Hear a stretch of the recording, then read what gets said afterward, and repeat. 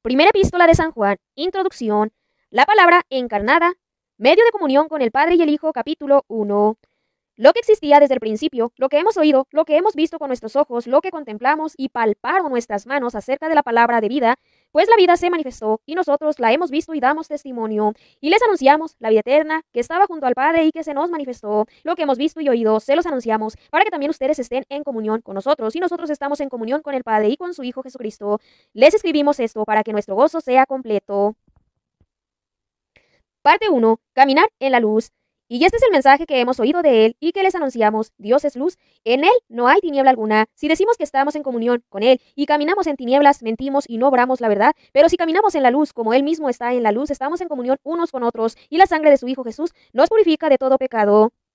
Primera condición, romper con el pecado. Si decimos no tenemos pecado, nos engañamos y la verdad no está en nosotros. Si reconocemos nuestros pecados, fiel y justo es Él para perdonarnos los pecados y purificarnos de toda injusticia. Si decimos no hemos pecado, le hacemos mentiroso y su palabra no está en nosotros.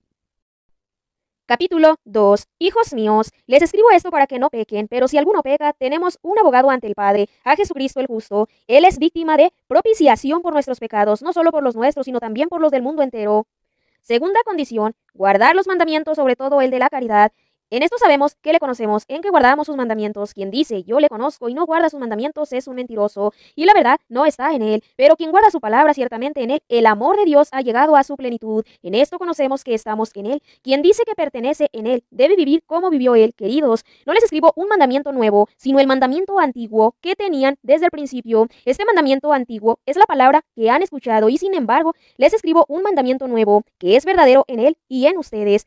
Pues las tinieblas pasan y la luz verdadera brilla ya. Quien dice que está en la luz y aborrece a su hermano está aún en las tinieblas. Quien ama a su hermano permanece en la luz y no tropieza, pero quien aborrece a su hermano está en las tinieblas, camina en las tinieblas, no sabe a dónde va, porque las tinieblas han cegado sus ojos. Tercera condición, guardarse del mundo. Les escribo a ustedes, hijos míos, porque se les han perdonado los pecados por su nombre. Les escribo a ustedes, padres, porque conocen al que es desde el principio. Les escribo a ustedes, jóvenes, porque han vencido al maligno. Les escribo, hijos, porque conocen al Padre. Les escribo a ustedes, padres, porque ya conocen al que es desde el principio. Les escribo, jóvenes, porque son fuertes, y la palabra de Dios permanece en ustedes y ya han vencido al maligno. No amen al mundo, ni lo que hay en el mundo. Si alguien ama al mundo, el amor del Padre no está en él. Porque todo cuanto hay en el mundo, la concupiscencia de la carne, la concupiscencia de los ojos y la arrogancia de las riquezas no viene del Padre, sino del mundo. El mundo y sus concupiscencias pasan, pero quien cumple la voluntad de Dios permanece para siempre.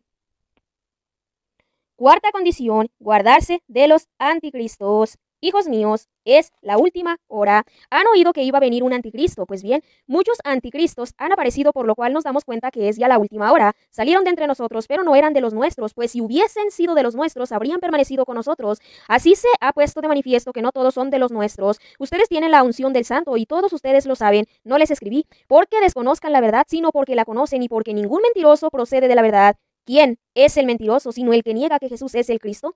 Ese es el anticristo, el que niega al Padre y al Hijo. Todo el que niega al Hijo no posee al Padre. Todo el que confiesa al Hijo posee también al Padre. En cuanto a ustedes, lo que oyeron desde el principio permanezca en ustedes. Si permanece en ustedes lo que oyeron desde el principio, también ustedes permanecerán en el Hijo y en el Padre. Y esta es la promesa que Él mismo les hizo, la vida eterna. Les he escrito esto respecto a los que tratan de engañarlos. Y en cuanto a ustedes, la unción que de Él han recibido permanece en ustedes y no necesitan que nadie los enseñe. Pero como su unción los enseña acerca de todas las cosas y es verdadera y no mentirosa, según los enseñó, permanezcan en Él. Y ahora, hijos míos, permanezcan en Él para que cuando se manifieste tengamos plena confianza y no quedemos avergonzados lejos de Él en su venida. Parte 2. Vivir como hijos de Dios. Si saben que Él es justo, reconozcan que todo el que obra la justicia ha nacido de Él.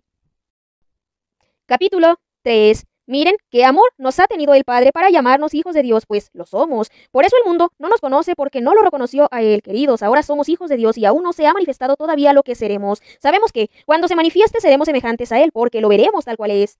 Primera condición, romper con el pecado.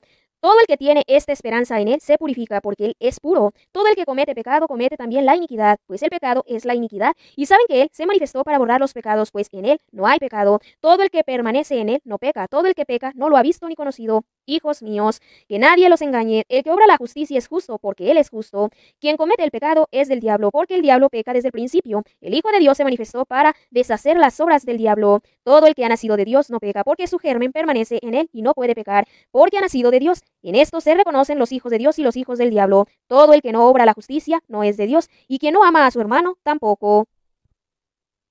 Segunda condición, guardar los mandamientos, sobre todo el de la caridad.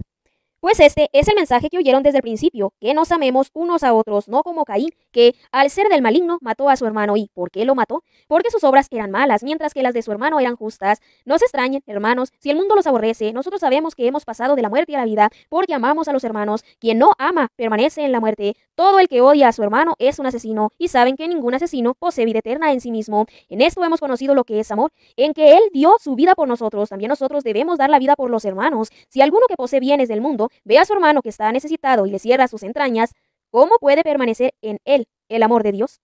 Hijos míos, no amemos de palabra ni con la boca, sino con obras y según la verdad. En esto sabremos que somos de la verdad y tendremos nuestra conciencia tranquila ante Él, aunque nuestra conciencia nos condene, pues Dios, que lo sabe todo, está por encima de nuestra conciencia. Queridos, si la conciencia no nos condena, tenemos confianza total en Dios.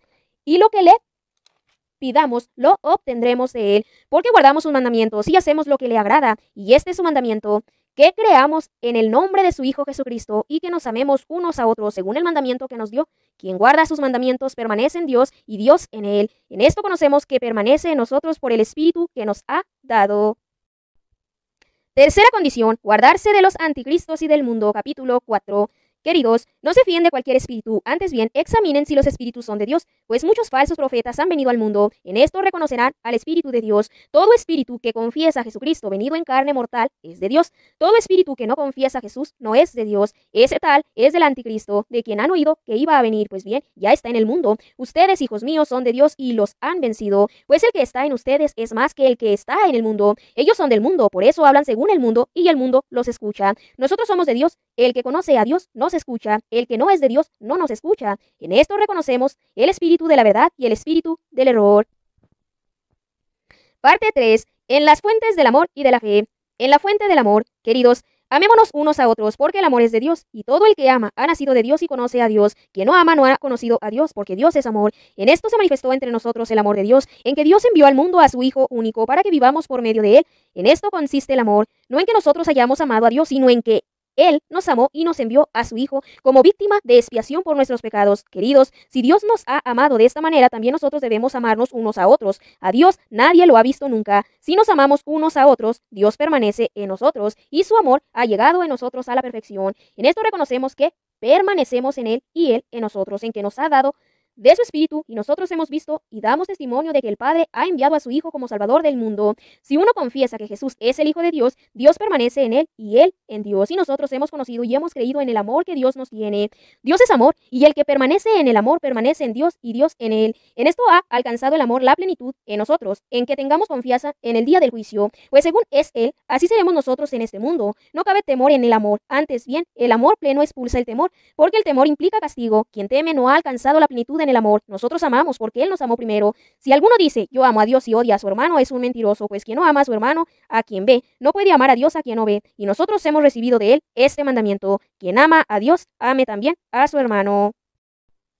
Capítulo 5. Todo el que cree que Jesús es el Cristo ha nacido de Dios, y todo el que ama a aquel que da el ser, amará también al que ha nacido de Él. En esto conocemos que amamos a los hijos de Dios, si amamos a Dios y cumplimos sus mandamientos. Pues el amor a Dios consiste en guardar sus mandamientos, y sus mandamientos no son pesados, pues todo lo nacido de Dios vence al mundo. Y esta es la victoria que vence al mundo, nuestra fe. En la fuente de la fe, ¿quién es el que vence al mundo sino el que cree que Jesús es el Hijo de Dios? Este es el que vino con agua y con sangre, Jesucristo, no solamente con el agua, sino con el agua y con la sangre. Y es el Espíritu quien da testimonio, porque el Espíritu es la verdad. Pues tres son los que dan testimonio: el Espíritu, el agua y la sangre. Y los tres convergen en lo mismo. Si aceptamos el testimonio de los hombres, mayor es el testimonio de Dios. Este es, pues, el testimonio de Dios, que ha testimoniado acerca de su Hijo. Quien cree en el Hijo de Dios posee el testimonio dentro de sí. Quien no cree a Dios, lo hace mentiroso, porque no ha creído en el testimonio que Dios ha dado acerca de su Hijo. Y este es el testimonio, que Dios nos ha dado vida eterna, y esta vida está en su Hijo. Quien tiene al Hijo tiene la vida, quien no tiene al Hijo de Dios no tiene la vida. Les he escrito estas cosas a los que creen en el nombre del Hijo de Dios, para que se den cuenta de que tienen vida eterna. Adiciones, la oración por los pecados. Esta es la confianza plena que tenemos en Él, que si le pedimos algo según su voluntad, nos escucha. Y si sabemos que nos escucha cuanto le pedimos, sabemos que tenemos conseguido lo que hayamos pedido. Si alguno ve que su hermano comete un pecado que no es de muerte, pida y le dará vida. A los que cometan pecados que no son de muerte, pues hay un pecado que es de muerte. Por eso no digo que pida, toda iniquidad es pecado, pero hay pecados que no llevan a la muerte. Resumen de la epístola. Sabemos que todo el que ha nacido de Dios no peca, sino que el engendrado de Dios le guarda, y el maligno no lo toca. Sabemos que somos de Dios y que el mundo entero yace en poder del maligno, pero sabemos que el Hijo de Dios ha venido y nos ha dado inteligencia para conocer al verdadero. Nosotros estamos en el verdadero, en su Hijo Jesucristo. Este es el Dios verdadero y la vida eterna. Hijos míos, guárdense de los ídolos.